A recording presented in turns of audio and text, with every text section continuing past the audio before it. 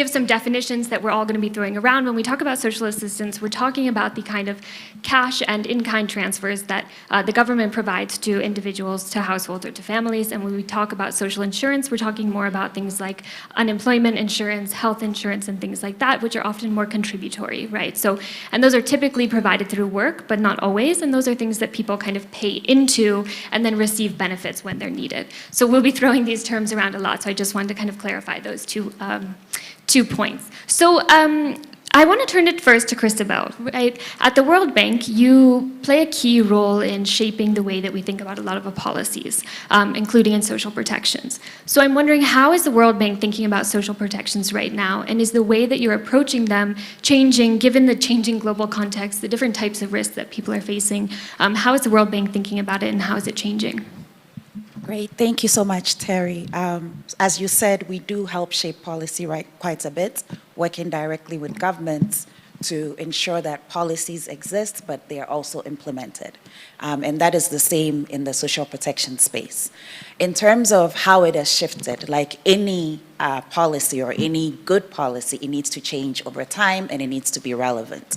And so when we talk a lot about cash transfers, I think in the last few years with the COVID pandemic, cash transfers has become more known because they became really relevant to the most poor and vulnerable. And I want to insist on the word poorest and vulnerable because there's different levels of social safety nets, right? And my focus is really on that last mile of people who just need food, right? There's a lot of people who cannot afford a meal a day, and so we advocate for cash. And in the past, you know that if you're talking about evolving, it used to be a big thing of food assistance, which sometimes still happens now, and it's a good thing. But we learned over time that it's better to give people the cash so that they make choices. And I always use the example, for those of you who know, I'm from Ghana, and I love plantain. Now, if you bring me rice, you've made a mistake, right?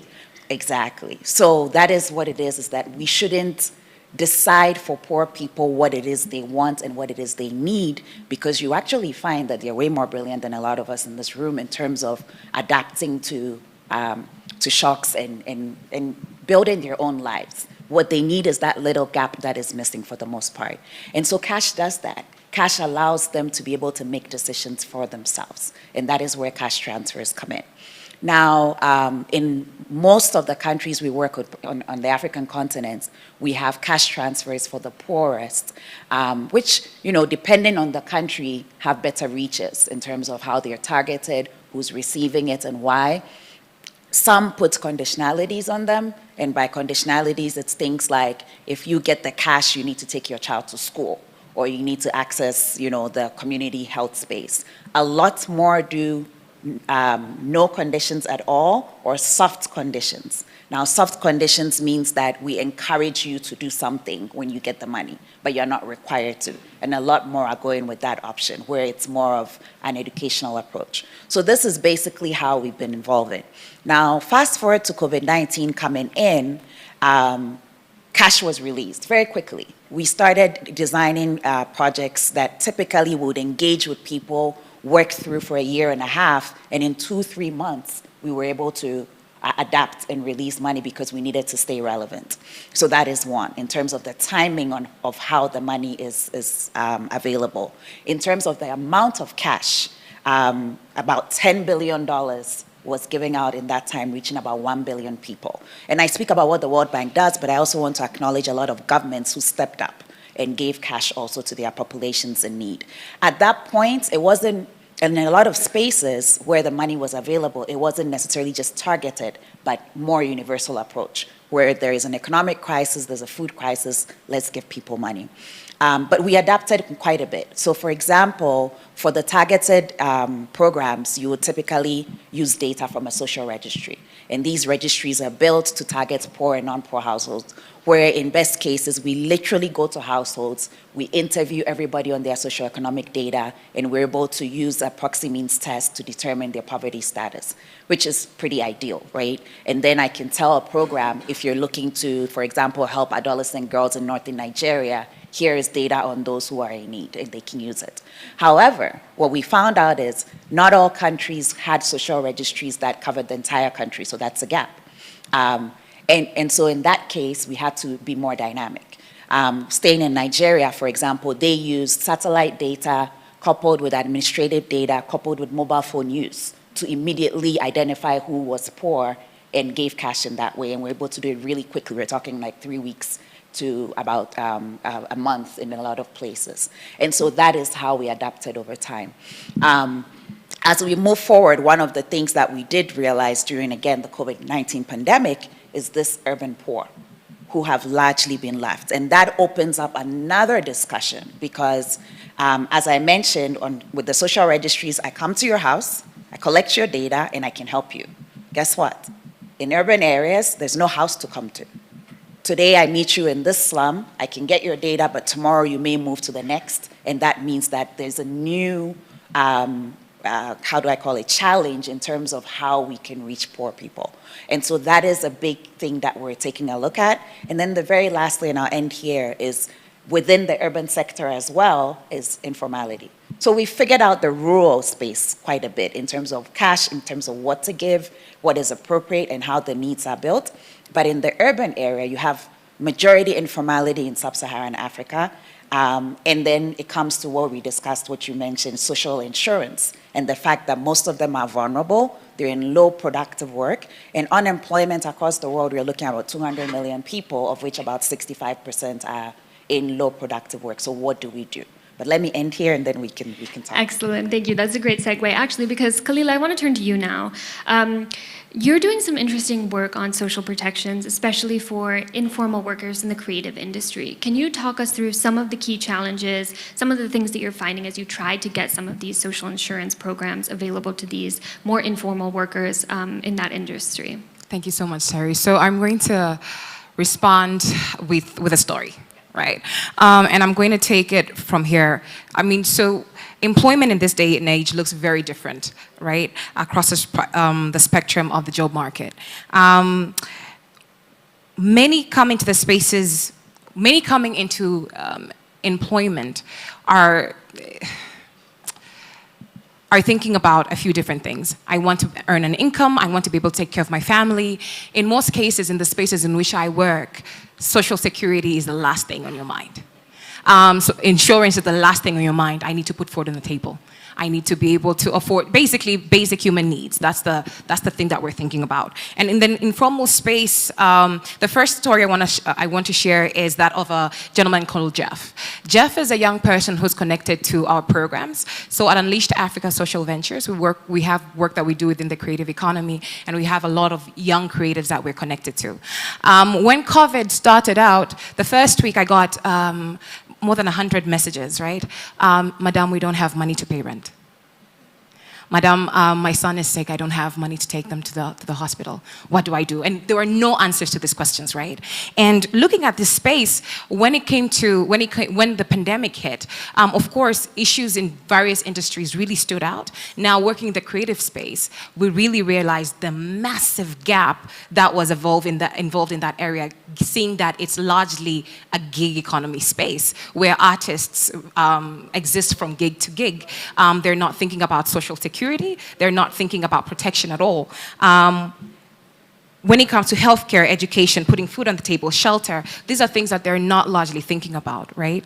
Now, in our work, one of the things that we decided to do, and it was really important in the very beginning, was, okay, one, we are building the capacity of young creatives.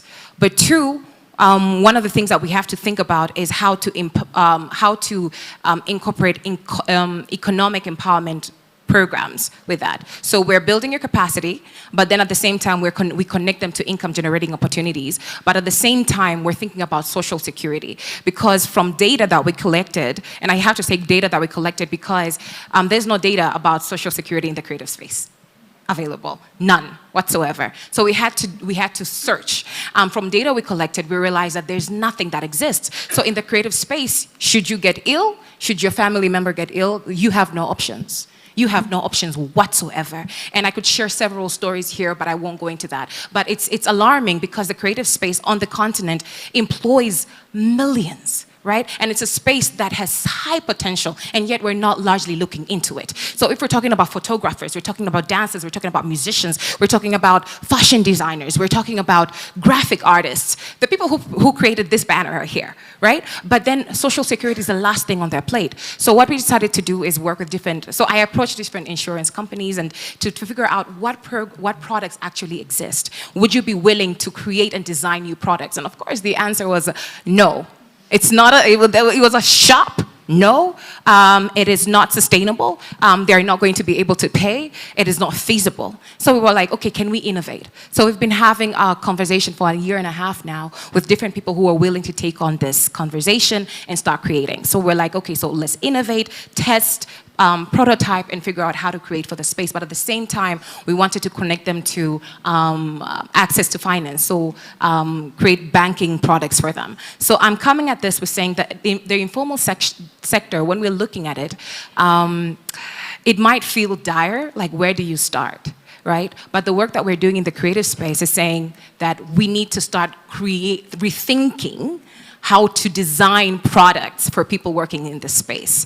Considering it's pooling, it's possible. So the work that we're doing with connecting them to income generating opportunities, once you get income or you get paid in a certain space from a certain job you've done, we take a percentage of that and put that into your insurance scheme. Right?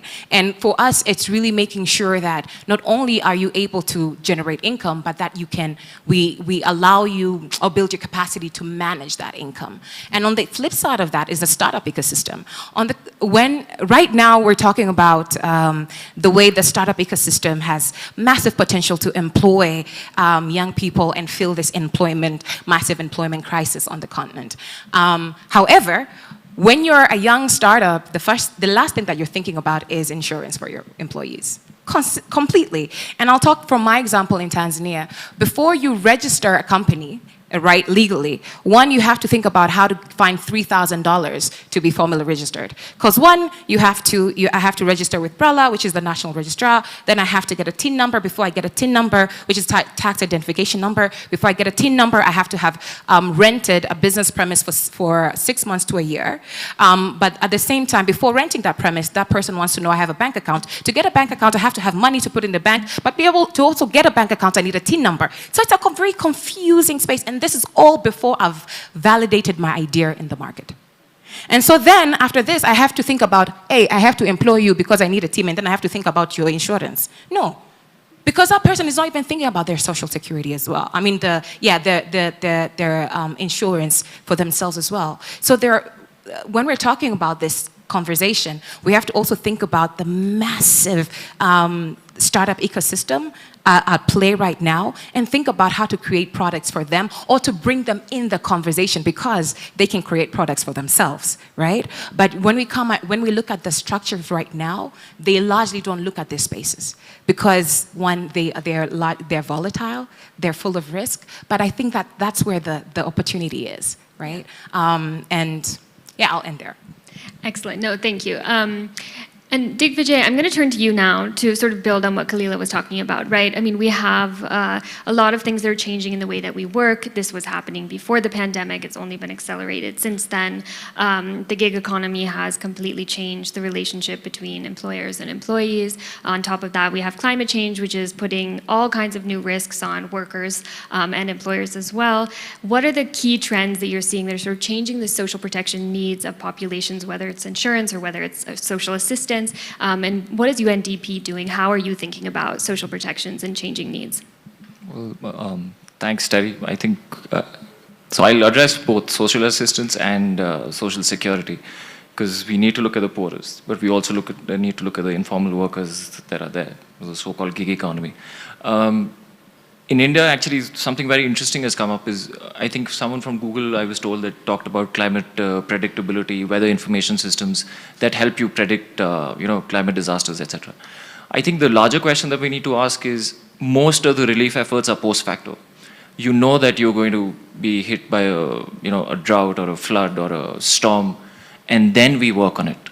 So then you start providing relief, you start working that way. How about we start working in a way that you know that poorest of the poor will be impacted by certain climate disasters. You know that there are weather information systems, there are climate information systems that tell you that this year the rains are not going to be bad, or there'll be excessive rains. So how about we vertically expand social safety nets for these people? They start receiving cash transfers beforehand. And something like this is being done in India by the Ministry of Rural Development. They've come up with we have a massive weather information system and a climate information system. And how they are using it is, we have the rural employment program where you get 100 days of work in a year. So what they're trying to promote is, if we know that usually what happens is if an area has been declared drought affected, you get 50 days extra within that area. Now usually a drought is declared, it takes a month because it's a government process. It cannot be declared that I will declare drought today. There's a proper process that has to go with the Ministry of Agriculture decides, and then it's declared, and then you get extra 50 days to work because you've been impacted by climate. But now the government is thinking that how we can do use predictions to ensure that extra days can be provided beforehand, so that people, now if you look at a landless worker who's dependent on a particular program, who gets impacted by climate disaster, after that gets relief. Next year, the same thing happens. So people who invest understand compounding, but compounding, if you look at it from a disaster's lens or impact on livelihoods, that's really bad for you. So if you can beforehand touch on that and provide that relief, that might help them, sustain, or I don't know if resilience is the right word, it's been used too much here, but make them more resilient. So that is something that we are working, and I'd love to talk to whoever's come from Google. That'll be interesting to talk about, because I think we should be releasing this in the COP27. I mean, it's already done, the app and all that. So that's one, and this is for social assistance, where you can provide to the poorest of the poor. The second bit is, I'll throw a bit of facts, data. 7 million gig workers in India right now. It'll reach around 24 million in the next 3 or 4 years.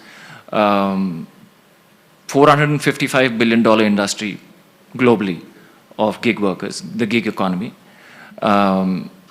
India, Philippines, and Bangladesh make up around 30% of the gig worker labor force. Now, what do they have in terms of safety nets? I think you touched upon creative economy, the creative fields where people don't have anything to fall back on. But you also need to look at construction workers, which is probably the largest non-agricultural employer in India and in a lot of places, infrastructure projects. You look at textile workers. South Asia is full of that. But the bigger problem is more and more people are getting into the gig mode. But the issue is you don't have any bargaining power to fall back upon. You don't have any pensions. You don't have any insurance. You don't have any accidental coverage. I think Bangladesh has recently introduced something which talks about worker injury insurance. While you're working, if you get injured, you're covered. And we know that such kind of injuries are one of the biggest reasons for people being pushed into poverty. Now, these are aspects that we need to start thinking. I think even the so-called West or the developed world needs to start thinking. I think US has the largest number of gig workers in a particular country because access to internet, using job platforms via internet and getting jobs. But this does not exist. I think California in 2020 introduced some, defined what a gig worker is. That was a great, step in legislation. But we need to start thinking about safety nets for gig workers because in the end, like you said, like employers think about insurance for employees, that's the last thing. But in the form of, we need to experiment more on social insurances, how we can come up with products. Because it's a mobile population, like even if the poorest of the poor is mobile, migrant workers, across the globe, the whole crisis that happened. So we need to think of insurance products that work and that can serve this particular cohort. And it's a big cohort. I mean, India has close to 82% of informal workers out of the total workforce. So, I mean, that's a huge number. And the same thing is in Bangladesh, even in sub-Saharan Africa. So, yeah, so that's where I'll end with. Excellent, yeah. Kwame, I want to turn it to you and I want you to tell us about the economic side of this.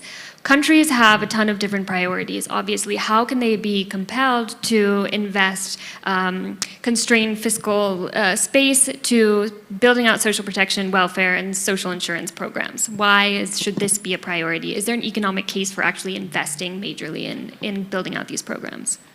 All right. I think the economic case for investing in social protection is self-evident, at least for the fact that if you live in this continent where the average poverty rates aggregating for the whole continent, and that's not necessarily a good measure, is upwards of 30% of the population or households.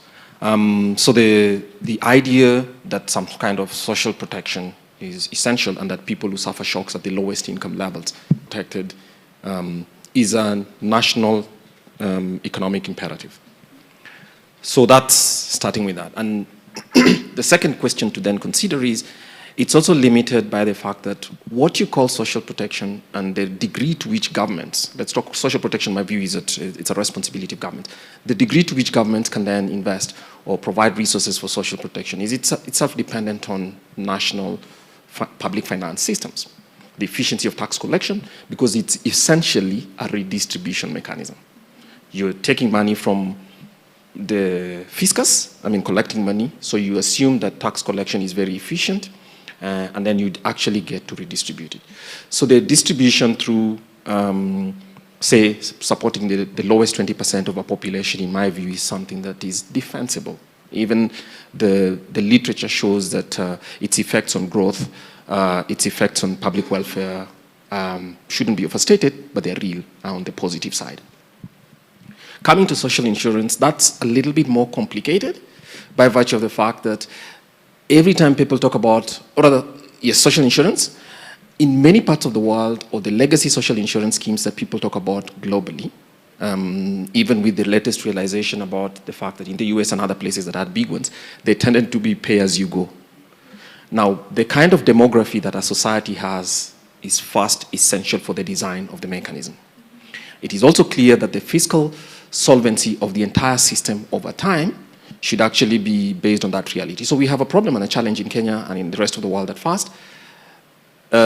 Work is highly informalized. And social insurance tends to be best to be stable based on regular contributions. Because if people have a regular contribution, then it's possible to actually aggregate the savings of workers and then use that to support whether it's a health insurance or whatever kind of insurance scheme that is available.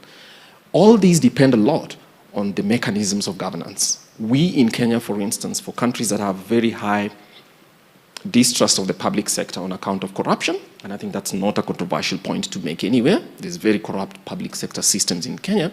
Anything that aggregates things into funds, give me the creeps, because that's going to be a slush fund for politics, but it's also going to be so the possibility of diversion is very real. The third point is obviously dealing with, if you look at Africa's demography, it's, whichever way you think about it, it's a young continent based on the median income, median age. There are countries on the African continent that have had demographic transition. Many more are actually stagnant, and it'll probably take another generation before it completes, which means there'll be huge dependency in the sense that the number of people who require support from workers, especially formal sector workers, would be actually still be very high.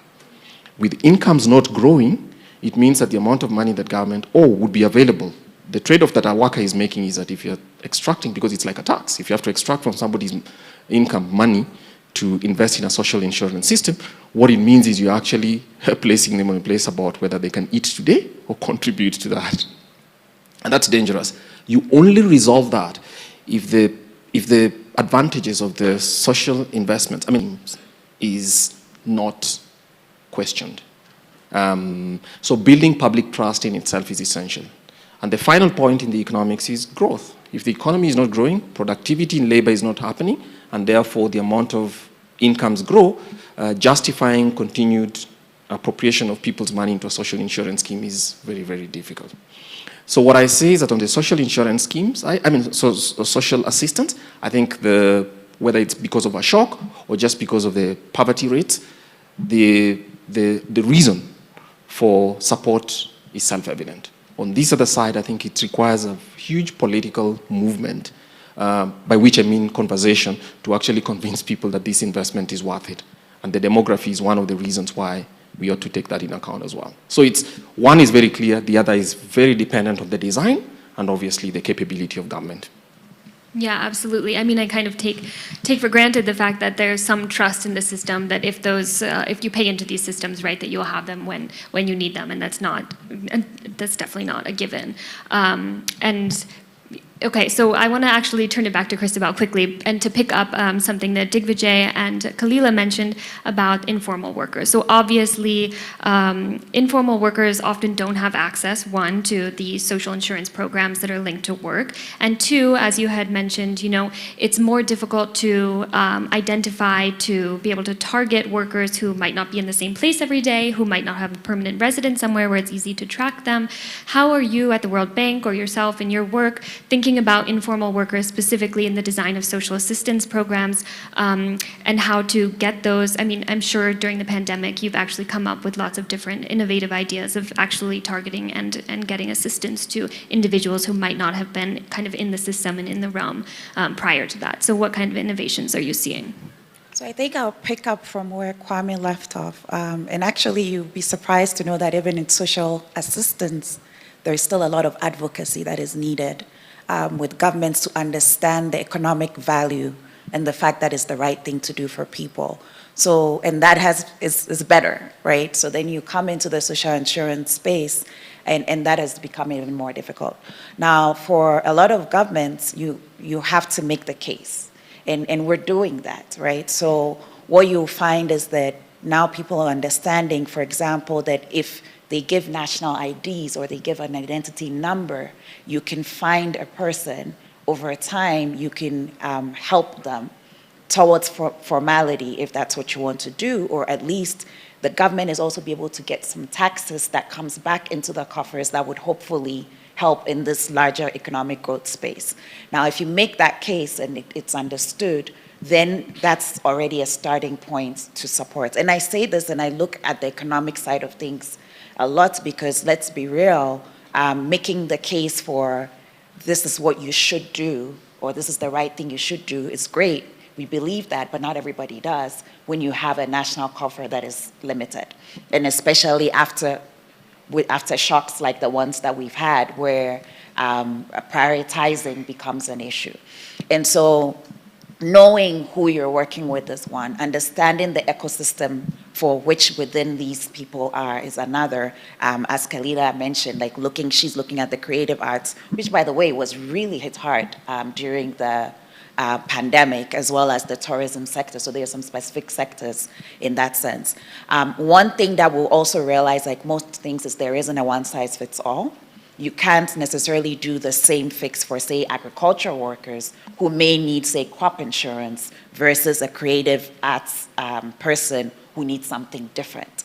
And so one of the big pieces also that we think about is what are the existing systems? Because what we found during the pandemic is that for countries that had delivery systems that worked, they were leveraged and very quickly people were able to be given different kinds of assistance.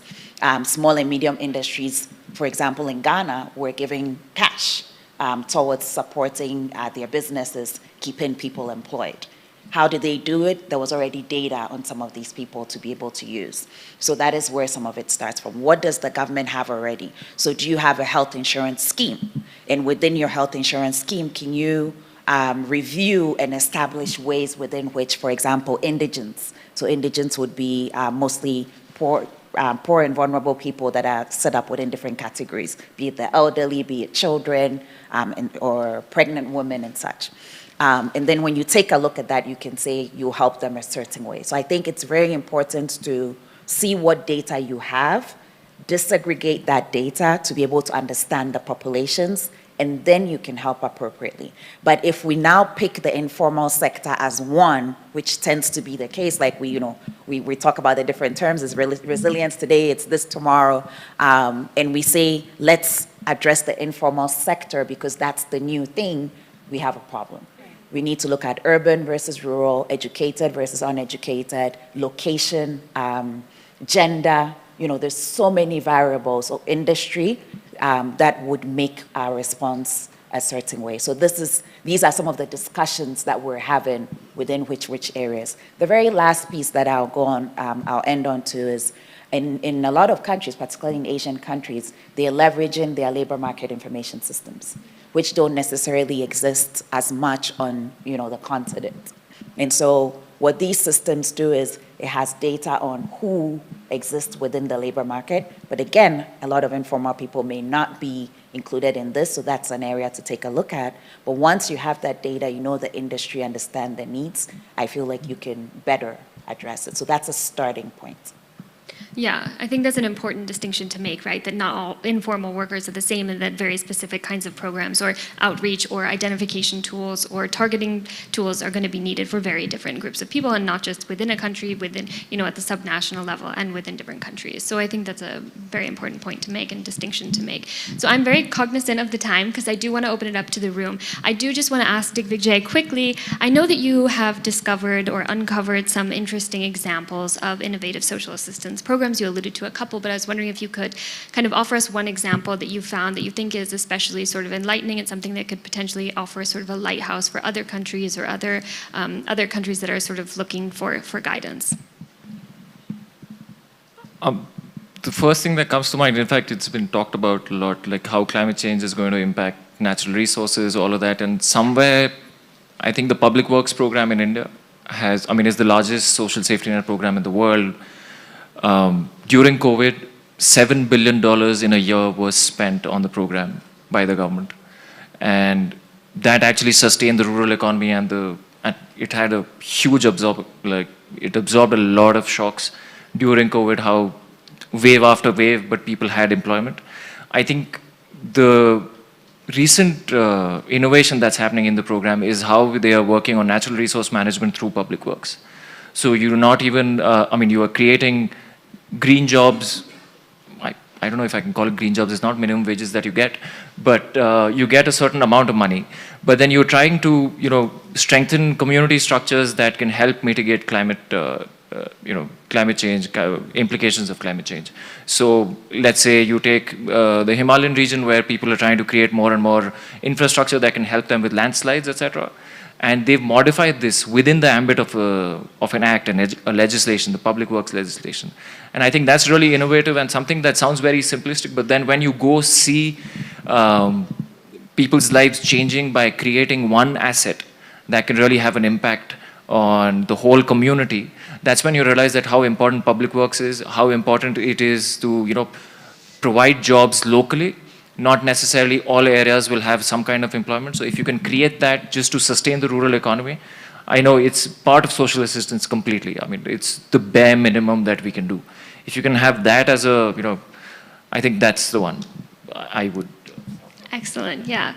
So I do want to open it up to the room very briefly. If there are any questions, please raise your hands, and we have someone with the mic. If we can start over here, I think we have a question at the back. I'll just collect a couple of questions, and then I want to get Kalila and Kwame's inputs first. So yes, please. Thank you. So recently, or in the last several years, there's been increased interest in having NGOs do cash transfers.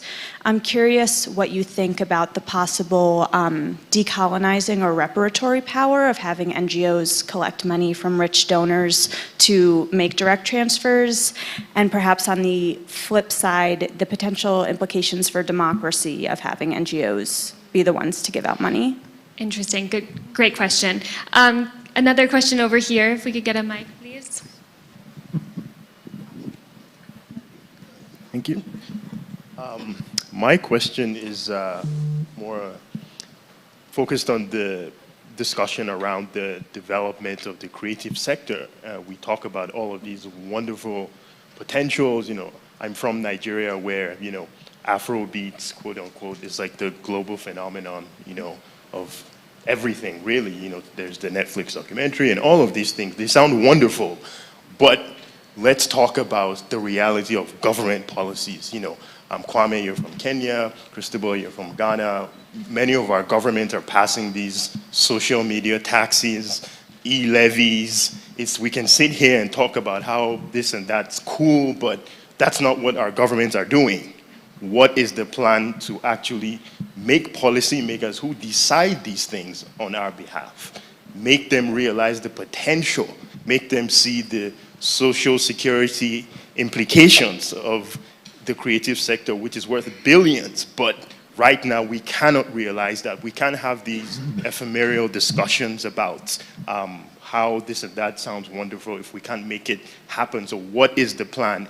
In your view, how can we get policymakers to recognize, to see these sectors as, an opportunity and not a threat? Excellent. That's a great question. Are there any other questions? I could collect one more and then turn it to the speakers. Anyone?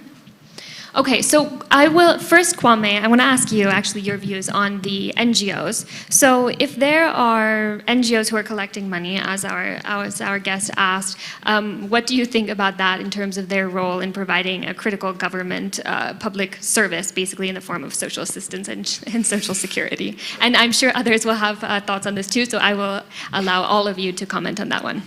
All right, so first, there are NGOs that do that. And often when they come to Kenya, for instance, because I have a number that we've been tracking at the IEA, often it's with government permission. I think what direct assistance, for instance, has is actually, it's a bureaucratic, in my view, it's a bureaucratic attempt at clawback, which is basically that any assistance that comes to people should come through a government bureaucracy. And sometimes the government bureaucracy is the reason resources are available in one place and not the other. So when they take out that political cloud, there has to be pushback. So that's the first thing. And the second thing is, look, NGOs have always provided assistance in parts of Africa. I think when you add it, people talk about as if Africa depends on NGOs. To be honest, the truth is it is needed, but it is not as significant as global debates suggest. So if somebody has resources and they've planned to do it in certain places, in many cases, basically, it's usually as part of a study to understand the effectiveness of these systems. NGOs have provided assistance in kind. I think the only reason this is a bit sensitive is it's assistance in cash. And sometimes people have this patronizing view that poor people don't know how to use cash. They'll start drinking, smoking, and doing some other things that some people have a problem with. So I don't know that it's actually a politically important thing, except for a bureaucracy that is thinking that we're being cut out of this pipeline of cash. And I don't sympathize with them. Does anyone else want to give a brief, very brief response to that one, please? I think we heard in the presentation earlier on India and digital about the reason that they turned into, or they adopted digital, because they saw that it would save money, it would be efficient. And we didn't get the chance much to talk about technologies and how it's changing the dynamics, but a lot of our safety net programming are now providing bank accounts so that poor people can go to the ATM and pull out cash, or leveraging mobile money payments, which on the continent right now really, really works. And that eliminates that piece.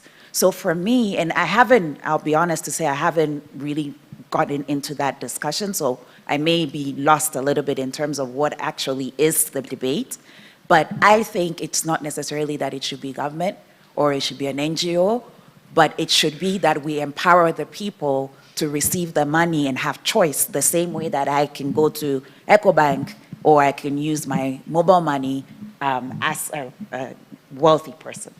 That is what to me is most important. Can we eliminate, and this is something I'm pushing in my projects in Ghana, can we eliminate what we call cash outs, where people stand in line and collect money? Let's give them the money the same way. Let's work with the telcos to give them access to have more, what do they call them, agents closer to the last mile so that they can go and cash their money when they feel like it, so that they can start saving and investing in the same way that you and I do. So for me, that's the heart of the conversation. Give them access. Kalila, I want to give you 30 seconds. Digvijay, I want to give you 30 seconds, and then we're going to let the conversation continue afterwards. So Kalila, to you. So perhaps I'll just jump onto the Please, creative yes. economy. So one of the things that just working with that space, right? One of the things that I know is the government cannot create products for something they know nothing about. The creative sector has been growing at a booming rate over the past few years, and it's a $40 billion industry. But largely, you find creatives are underemployed, unemployed. They're giving more than they're receiving, and when it comes to the creative space, what I think needs to happen is we need to innovate more. I'm with what Samir talked about, was it yesterday? I'm like, innovate and let them catch up. They don't have the data. They don't have the data that can inform the value that the creative space can give to the GDP. Literally, they don't have that. Even though we do create, the creative sector does generate wealth of revenue for the sector, we don't necessarily, most of it is informal, so we don't necessarily understand what the value chain, the value that the value chain actually offers into the society. So my biggest, my pushback is innovate first. That's why, for instance, we're not an insurance firm, right? But we're creating social health insurance products for creatives. And I'm like, show them that it's possible, and then let them create the policies that can sustain this. But I'm not waiting for your policy. That's actually a great answer. Digvijay, I'm giving you 30 seconds to just give some final thoughts, and then we will continue this conversation. I'll just talk about, I think the previous presentation on the Indian digital infrastructure context was brilliant. I think one thing that was missing was the one Russian, one nation modality that's come up. And I think for 50 years, India has been providing food rations to below poverty line people, above poverty line people, basically subsidized food within their geographical area. And once COVID hit, it made us realize that you have so many migrant workers. How does one deal with this when a person living in a village who's migrated to an urban area, how do they access food rations? And because of Aadhaar, because of the digital identity, they've been able to use and create this whole infrastructure, which is now creating interoperability of food rations where I, belonging to South India, 2,500 kilometers away within the country, I can go access food rations. I think that is the power of technology. And of course, there are exclusion areas. All that is there. I mean, that's part of the game, right? I mean, it's not evil, it's nothing like that. But it's something to learn from, that how digital identities can help and, transcend borders. In fact, I think that's something that's critical in large parts of the world. So I think that's what I'll end with. Thank you so much. Please join me in thanking the panelists. Excellent.